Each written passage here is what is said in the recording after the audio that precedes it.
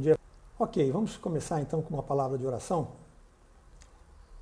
Senhor nosso Deus, nosso Pai, nós louvamos o Teu nome por esse lindo dia que está fazendo. Nós nos recordamos da Tua palavra que diz que lá no céu nós não precisaremos de sol, porque a luz do Senhor Jesus vai iluminar tudo. Por isso nós te damos graças, te damos graças também pela obra dele na cruz, pela sua ressurreição, pela presença do Teu Santo Espírito conosco, que é garantia, ó Deus, que é o penhor daquilo que Cristo fez. E nós louvamos o Teu nome. Pedimos, ó Deus, que o Teu Santo Espírito venha nos conduzir nessa live, falar aos corações, e que esse dia, ó Deus, seja um dia vivido na Tua presença. Queremos te agradecer pela vida dos irmãos, pela vida da igreja. Nós queremos te pedir também para a programação de domingo. É sempre uma mudança e nós vamos experimentar viver a ceia nesse tempo de pandemia pela primeira vez. Por isso também nós te damos muitas graças. Te damos graças também pela vida dos nossos pastores, que têm nos conduzido de maneira sábia, ó Deus, de acordo com a Tua palavra. Te agradeço, ó Deus, por esse tempo. Nós oramos agradecidos em nome de Cristo. Amém. Ok, irmãos. Eu já não sei mais nem quando foi, mas eu sei que foi há mais de 40 anos atrás, né? Eu vi uma reportagem na televisão acerca do Dia dos Pais. Era um final de domingo e eu vi essa reportagem, né? E a reportagem consistia de entrevistar alguns jovens, né?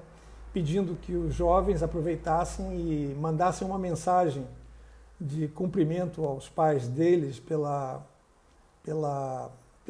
dia, né? Pelo Dia dos Pais. E me chamou uma atenção muito grande o fato de ter sido feita uma entrevista com um rapaz, era um jovem surfista, dava para ver, ele estava sem camisa, segurando uma prancha de surf, né? E aquilo me chamou a atenção porque quando ele foi dar a mensagem para o pai dele, né? Ele chamou o pai dele lá de uma forma, sei lá, não me lembro exatamente como foi, mas uma coisa assim, tipo... à vontade, né, espontânea, né, deve ter chamado ele de coroa, uma coisa assim, né? Mas ele mandou a seguinte mensagem para o pai dele. Ele disse para o pai dele que ele desejava que o pai dele desse mais liberdade para ele. Aquilo me chamou a atenção também, porque logo depois passou uma outra entrevista, era uma série de entrevistas e várias pessoas, vários jovens, então, mandavam mensagem para os seus pais, né?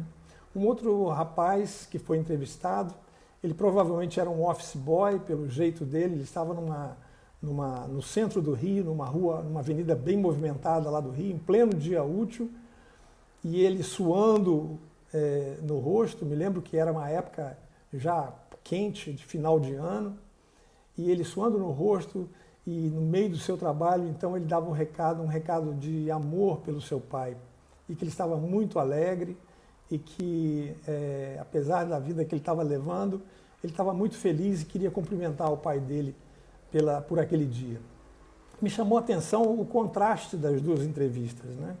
Enquanto um pedia liberdade, o outro estava perfeitamente contente com a sua situação, talvez uma situação difícil, né? Uma situação de um jovem lá de subúrbio do Rio de Janeiro, tendo que trabalhar no centro da cidade, né? Mas me chamou a atenção porque aquele surfista, ele provavelmente estava querendo, né, fazer da sua vida o que ele quisesse, né, a hora que ele quisesse, sem ter nenhum tipo de obrigação para com seu pai. Talvez esse fosse o conceito que ele tinha acerca de liberdade, né? Talvez ele quisesse se dedicar a vida dele ao esporte dele favorito, e talvez o pai dele o obrigasse a estudar, coisa que ele talvez não quisesse fazer, né? Eu não sei exatamente qual era o conceito de liberdade que ele tinha quando ele, naquele dia, pediu liberdade, mais liberdade para o pai dele, né? O fato é que os homens buscam liberdade de diversas maneiras. O preso que cometeu algum delito, ele busca a sua liberdade, é claro. As minorias lutam por seus direitos a fim de conquistar uma liberdade de comportamento.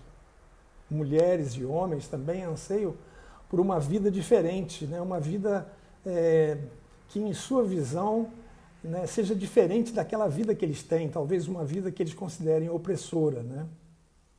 Já um líder político, ele tenta liderar o seu povo para alcançar a liberdade para ele, contra uma nação que oprime aquele povo, né?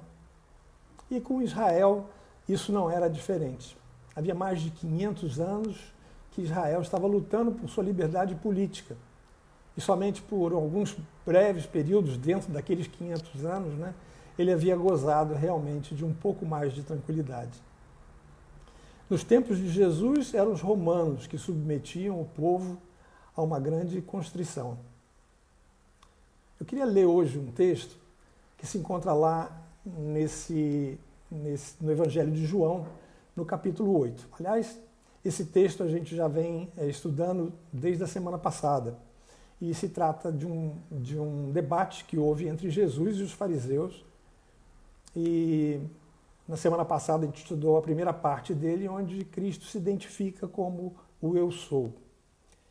O texto, então, nessa segunda parte, nesse segundo parágrafo, ele vai dizer assim: Disse, pois, Jesus aos judeus que haviam crido nele: Se vós permanecerdes na minha palavra, sois verdadeiramente meus discípulos, e conhecereis a verdade, e a verdade vos libertará. Responderam-lhe: Somos descendência de Abraão e jamais fomos escravos de alguém. Como dizes tu, sereis livres? Replicou-lhe Jesus: em verdade vos digo, todo o que comete pecado é escravo do pecado. O escravo não fica sempre na casa. O filho, sim, para sempre. Se, pois, o Filho vos libertar, verdadeiramente sereis livres. Bem sei que sois descendência de Abraão. Contudo, procurais matar-me, porque a minha palavra não está em vós. Eu falo das coisas que vi junto de meu Pai. Vós, porém, fazeis o que vistes em vosso pai. Ok. Então, na semana passada, a gente viu que essa discussão que eles estavam tendo era acalorada, né? E o nível que ela já estava chegando era um nível realmente de morte, né? Os fariseus, aqueles chamados judeus ali no texto, né? Que eram os fariseus, era a nata da sociedade israelita naqueles dias, né? Ela havia realmente procurando, de alguma maneira, pegar Jesus para matá-lo, né? E, por outro lado, Jesus estava falando abertamente para eles que se eles não mudassem de vida, eles iriam perecer. Então, Jesus estava falando que ele era o Eu Sou, ele era o Cristo, né? Aquele que tinha vindo do alto. Ele era lá de cima. Enquanto isso, eles, com quem ele conversava, eram daqui de baixo, né? Então, precisamos ter consciência disso, né? Que é um grande discurso que vai desde o versículo 21 até o versículo 59, e nós estamos partindo esse texto para que a gente possa examiná-lo com cuidado. Então, disse Jesus aos judeus que haviam crido nele. É isso que fala o versículo 31. Interessante que esse debate, né, que estava contínuo, né, que estava prosseguindo ali, né, ele começa no final do versículo 30, quando o texto diz que, ditas estas coisas, aquelas que Jesus tinha falado acerca dele mesmo, mostrando a sua identidade, muitos creram nele, né? E agora o texto dá uma continuidade, mostrando então que Jesus se prolonga em relação àqueles que tinham crido nele. Mas Jesus parece que... parece não, ele tinha certeza, ele conhecia o coração humano, e lá em João 2, 23 e 24, ele já não estava mais se importando com aquele tipo de manifestação do povo, né, que dizia que cria nele e logo depois mudava de posição. Aquilo muitas vezes acontecia também, né, por causa de alguma cura que havia acontecido, ou mesmo por causa de terem comido do pão que Jesus tinha multiplicado, né? O fato é que existem dois textos aqui que mostram que Jesus não confiava naqueles homens, não confiava na fé daqueles homens. Por exemplo, João 2, 23 e 24 fala o seguinte: Estando ele em Jerusalém durante a festa da Páscoa, muitos, vendo os sinais que ele fazia, creram no seu nome. Mas o próprio Jesus não se confiava a eles, porque os conhecia a todos. Em João 6, versículos de 60 e 61, ele diz assim: muitos dos seus discípulos, tendo ouvido tais palavras, Jesus tinha falado que era preciso comer do pão dele, beber do sangue dele, né? Eles disseram: duro é este discurso, quem o pode ouvir? Mas Jesus, sabendo por si mesmo que eles murmuravam a respeito de suas palavras, interpelou-os e disse, né? Isto vos escandaliza? E alguns daqueles homens vão então abandonar o discipulado que vinham fazendo com o Senhor Jesus. Então hoje a gente vai ver essa sequência de textos. O debate então continua. E Jesus diz: se vós permanecerdes na minha palavra, sois verdadeiramente meus discípulos. Jesus então diz alguma coisa muito importante aqui. Não era só crer nele, mas permanecer nas palavras. Isso quer dizer permanecer nos ensinos de Jesus. Então, nesse caso, se eles fizessem assim, eles seriam seus discípulos. Então ele coloca uma cláusula muito importante aqui. Ele fala: se vós permanecerdes. Ora, permanecer é perseverar. E perseverar é perseverar nos ensinos de Cristo. A perseverança, disse um autor, a perseverança é a marca da verdadeira fé. Então, para Jesus não era só crer, né? Até o diabo crê, mas é muito importante a continuidade, o permanecer, né? Jesus vai falar, mesmo no Evangelho de João, em João 15, ele vai falar a mesma coisa de uma forma mais concentrada. Ali ele vai dizer, né, naquela parábola que ele contou acerca da videira, que é preciso permanecer na videira. E se não for assim, a gente não pode fazer nada. Se nós não estivermos unidos a Cristo, nós nada podemos fazer. Eu sou a videira, vós os ramos. Quem permanece em mim e eu nele, esse dá muito fruto, porque sem mim nada podeis fazer. Então é João 15, versículo 5. Voltando ao nosso texto, lá em João 8, 32, Jesus segue em frente e adiciona aquelas palavras do permanecer. Ele adiciona: e conhecereis a verdade, e a verdade vos libertará. Então, permanecer, conhecer a verdade, e a verdade vos libertará. Aqueles que criam nele permaneceriam nos ensinos de Jesus e a verdade os libertaria. Então fica claro por essas palavras do Evangelho de João, né, que Jesus está pedindo que eles permaneçam para que, crendo na verdade, e Jesus também nesse Evangelho diz que ele é a verdade, ele, o próprio Senhor Jesus Cristo, ele é o caminho, a verdade e a vida, eles então seriam libertos. Mas libertos do quê? De que liberdade? Qual o conceito? Qual a natureza dessa liberdade que Cristo fala? Vamos reparar a resposta que os fariseus dão para Cristo. Nós somos descendência de Abraão e jamais fomos escravos de alguém. Como dizes tu, sereis livres? Então, embora os judeus soubessem que desde sempre a história de Israel tinha sido uma história recorrente de escravidão, de subserviência à política, a diversas potências que haviam naquela época, né? Eles foram dominados por Egito, Babilônia, Assíria, Pérsia, Grécia e ultimamente estavam sendo dominados por Roma. Eles ainda assim insistiam que eles eram livres. É claro que eles não estavam mencionando essa liberdade política, porque esse argumento era muito forte de que eles, de fato, tinham sido escravos durante muito tempo no Egito e eram subservientes a essas potências e foram durante muito tempo. Eles certamente estavam falando acerca de uma certa liberdade espiritual, que era fruto do status que eles tinham como sendo descendentes de Abraão. A partir desse instante começa a ficar claro que a fé deles não era genuína, eles não estavam crendo ainda, não estavam crendo em Cristo.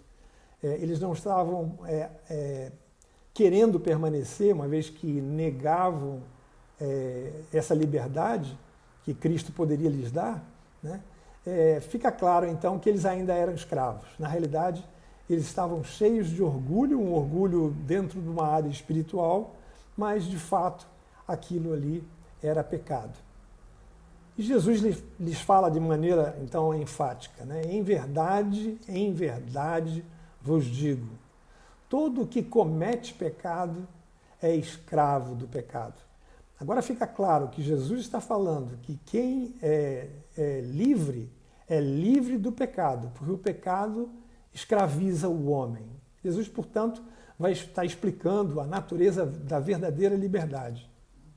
E isso por si só não libertava, quer dizer, o fato deles serem descendentes de Abraão não libertava aqueles homens do pecado deles, né? E o que comete pecado aqui é uma linguagem, né, que no original transmite a ideia de pecado contínuo, pecado habitual. 1 João vai trazer um pouco essa noção também, né? Há uma versão, eu não sei agora qual, mas que fala que aquele que não peca habitualmente, né, esse então, né, que busca se purificar pelo sangue de Cristo, esse então tem comunhão com Cristo. A conversa deles continua e Cristo então chama a atenção deles para um fato interessante. Ele conta o que é aparentemente uma história, né? O escravo, uma parábola, o escravo não fica sempre na casa, o filho sim, para sempre. Reparem, irmãos, aqui que ele fala, o escravo não fica sempre, não permanece na casa. O filho, sim, permanece para sempre. Se, pois, o filho vos libertar, verdadeiramente sereis livre. Do que Cristo está falando aqui? Existe uma comparação aqui, e a gente pode então imaginar que, como os fariseus falaram acerca de Abraão, a gente remete naturalmente para a vida de Abraão, né? Abraão teve um filho com Agar, e Agar era escrava de Abraão, e esse filho foi Ismael, né? E Ismael, de fato, ele foi mandado embora com sua mãe, ele não ficou sempre na casa. Agora, o filho, Isaac, esse sim, ficou para sempre com Abraão, querendo dizer que ele realmente era o herdeiro daquilo que Abraão possuía, e também herdeiro da fé. Então, o que parece que Jesus está falando aqui, embora sem dizer explicitamente o nome de Ismael e dizer o nome de Isaac, mas ele implicitamente está falando acerca da vida deles, né? E depois ele acrescenta esse aspecto, né, de se pois o filho vos libertar, querendo então fazer uma referência a ele próprio, uma vez que ele já tinha mencionado a Deus como sendo seu pai no primeiro parágrafo que nós vimos na semana passada. Então, nessa comparação, eu creio que ele está realmente associando a figura de Ismael e de Isaac e também está falando dele próprio. Jesus é o Filho de Deus. Jesus evoca então a sua identidade, aquilo que ele havia então desenvolvido no primeiro parágrafo, e diz que ele tem poder para libertar. E isso é significativo, né? No meio daquela conversa ali, aqueles homens estavam diante do Deus vivo, do Deus encarnado, daquele que poderia realmente dar liberdade a ele, e não criam, né? E é interessante também, porque tanto numa frase como na outra, tanto quando ele fala do escravo não estar sempre na casa e do filho estar sempre na casa, quando ele menciona o filho ali, e depois quando ele fala acerca dele mesmo como sendo o filho, e esse filho que tinha poder para libertar, nas duas frases ele usa a expressão huios, que é o nome que ele dá para si mesmo, né, em todos os textos de todos os evangelhos, quando ele fala da palavra filho. Ele não fala, por exemplo, quando se fala, por exemplo, em filhos de Deus, como em João 1,12, quando ele fala que deu-lhes o poder de serem feitos filhos de Deus, aqueles que creem nele, né? Ali ele já usa uma outra palavra, ele usa tecna, que é uma palavra diferente. Então, todas as vezes que Jesus menciona ruios, né, nessa passagem e todas as outras dos evangelhos, ele está fazendo uma alusão a ele mesmo. Ele é o Filho de Deus, ele é aquele que pode libertar o homem do pecado. Então, nessas duas frases a gente vê que ele está falando acerca do Cristo que era esperado por Israel. Ele está falando do libertador, ele está falando do Redentor de Israel, né? E Jesus, então, ele está dando repetidas sugestões de quem ele é para eles. E, no entanto, eles não creem. Depois a conversa continua e Jesus continua a dizer para ele: bem sei que sois descendência de Abraão, contudo procurais matar-me, porque a minha palavra não está em vós. Não era, Jesus estava dizendo para eles claramente que sabia que eles eram judeus e que eram, no sentido da carne, descendentes de Abraão. Mas por que eles procuravam matá-lo, né? Jesus só havia uma resposta para isso, né? Era porque a palavra dele, Cristo, não estava no coração daqueles homens. A minha palavra não está em vós. Eu falo das coisas que vi junto de meu Pai. Vós, porém, fazeis o que vistes em vosso Pai. Finalmente, Jesus, então, afirma que reconhece que eles são descendência de Abraão, mas porque eles são incapazes de reconhecer que ele é o Filho de Deus. Por que eles estavam fazendo isso? Por que eles faziam isso? Era por causa da questão de quererem realmente matar ao Senhor Jesus. Esses últimos 2 versículos, eles fazem a transição para o próximo parágrafo. O próximo parágrafo a gente vai estudar na semana que vem e vai falar sobre paternidade. A sua paternidade e a paternidade dos judeus. A paternidade de Cristo e a paternidade dos judeus, que eram os seus adversários naquele debate. Jesus diz então a eles que eles estão buscando matá-lo. E a razão disso era porque a sua palavra então não estava neles. Jesus finaliza dizendo que, como filho, ele fala do que viu acerca do Pai. E ele viu todas essas coisas acerca do Pai quando ele estava nos céus com o Pai. E agora, ele está dizendo que aqueles homens estavam fazendo as coisas que eles viram que o Pai deles tinha feito. Quem será o Pai deles? Quem será o Pai deles que Cristo está dizendo aqui? Nós vamos responder isso na semana que vem. Mas enquanto isso, a gente tem algumas aplicações aqui para esse texto. Pense bem, quem é o verdadeiro discípulo de Jesus? Nós normalmente proclamamos que o verdadeiro discípulo de Jesus é aquele que crê em Cristo. Mas a gente deve ficar atento. Aquele que persevera na fé é que é realmente aquele que crê em Cristo, aquele que tem comunhão com Cristo.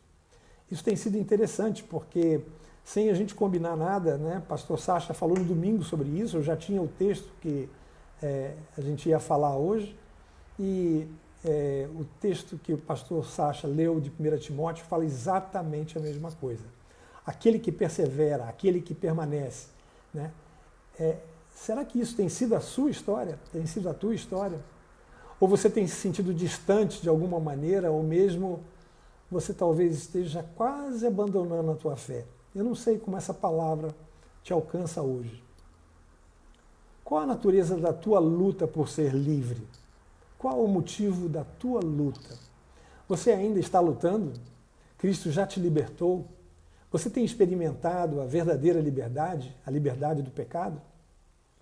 Lute com a espada da verdade, porque ela é poderosa para fazê-lo discernir sobre o que quer que possa estar te prendendo. Nós somos livres da culpa do pecado. Nós somos livres do poder do pecado. E da presença do pecado, nós seremos livres na eternidade com Deus. Isso são as palavras que aquele cântico nos lembra. né? E ele é tão precioso, desculpe, por causa disso, né? Então, glorifique a Deus pela liberdade que você tem em Cristo Jesus. E persevere em gozar dessa liberdade já nesse tempo e depois na eternidade também. Se você está se sentindo desanimado, já faz algum tempo, está prestes a renunciar à vida cristã, cuidado. Permaneça, não se afaste. Permaneça em Cristo, permaneça unido com Cristo. Não se afaste dessa comunhão. Não se afaste dos seus irmãos. Examine-se, peça perdão a Deus pela sua incredulidade. Deus quer te abençoar, mas antes trate do seu pecado. Trate com Ele. E Ele é o nosso advogado para nos perdoar os pecados. Um crente que é genuinamente crente, um crente que tem uma fé genuína, ele permanece na palavra de Deus. Ele permanece nos ensinos de Cristo. Ele obedece a Deus buscando conhecer a palavra ainda mais. Conhecê-lo melhor e obedecê-lo e manter-se na verdade, que é a videira verdadeira, deve ser o nosso alvo verdadeiro nessa vida. A vida que nós tínhamos antes era uma vida miserável. Então a gente tem que agradecer a Deus. Nós devemos demonstrar a Deus toda a nossa gratidão, porque Ele nos deu o nosso Redentor, Ele nos deu o nosso Libertador. Que a gente possa, com Jó também, dizer: eu sei que o meu Redentor vive. Ele é a nossa esperança. Apresente a sua fé do modo mais claro possível aos que não a conhecem. Cristo não estava preocupado realmente, né, quando as pessoas diziam para eles que criam em Cristo. Mas ele queria ver, né, se aquela pessoa iria permanecer nele. Né? Então nós devemos também ter esse cuidado de, quando apresentarmos o Evangelho a alguém, né, nós termos a certeza da conversão daquela pessoa, para que ela não seja mais uma daquelas que superlotem a comunidade com pessoas que não nasceram de novo. Dedique-se ao aprendizado criterioso da palavra, a fim de ser também um discipulador cuidadoso. Então, irmãos, essa é a palavra que nós tínhamos para hoje e nós queremos, então, já estudamos sobre identidade na semana passada, a identidade de Cristo. Nós falamos hoje acerca da liberdade, a liberdade do pecado. Semana que vem nós falaremos sobre a paternidade, se Deus quiser, se Deus permitir. E daqui a 2 semanas sobre a eternidade. Teremos então concluído com tudo isso que a gente vem falando até aqui, dentro desse sermão de Jesus. Vamos orar? Senhor, nós te agradecemos por essa manhã, te agradecemos, ó Deus, por esse tempo, te agradecemos, ó Deus, porque Jesus é o nosso Cristo, o nosso libertador, e Ele tem sido real, ó Deus, para nós. E a cada dia que passa nós temos maior desejo, maior vontade, ó Deus, de conhecê-lo mais. Eu te agradeço pela vida dos meus irmãos, te peço, ó Deus, que o Senhor esteja afirmando-os na fé e abençoando, ó Deus, esse dia que eles vão passar. Que, ó Deus, o Senhor nos leve também no domingo para a tua casa, para estarmos com os irmãos participando, ó Deus, daquela ceia. Obrigado, ó Deus, pela vida dos nossos pastores. Obrigado, ó Deus, por esse dia. E nós te agradecemos por todas essas coisas, no nome santo de Cristo Jesus. Amém. Ok, irmãos, obrigado. Deus abençoe o dia de vocês. Amém.